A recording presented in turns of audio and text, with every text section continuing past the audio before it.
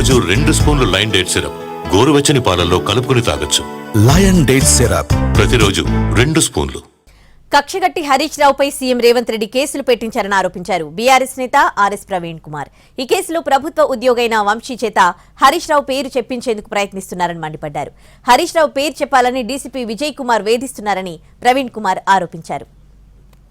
హరీష్ రావు గారి ఓఎస్డి కింద ఒక ఎంప్లాయీగా పనిచేసిన వంశీకృష్ణను పంజాగుట్ట పోలీసులు నేను చెప్పిన ఈ చక్రధర్ పెట్టిన కేసును పరిశోధించే ప్రక్రియలో భాగంగా ఈ వంశీకృష్ణను పిలిపించి డీసీపీ విజయ్ కుమార్ గారు, ఏసీపీ మోహన్ కుమార్ గారు వీళ్ళిద్దరు కూడా ఈ వంశీకృష్ణను నువ్వు హరీష్ రావు పేరు చెప్పవా లేకపోతే బిడ్డ నిన్ను ఖతం చేస్తాం, నానా దుర్భాషలు ఆడుతూ నువ్వు ఆయన పేరు చెప్తే మంచిది బిడ్డ, లేకపోతే ఖతం అయిపోతావు, నీ ఉద్యోగం పోతుంది, అది పోతుంది, ఇది పోతుంది తీవ్రంగా హింసించింది.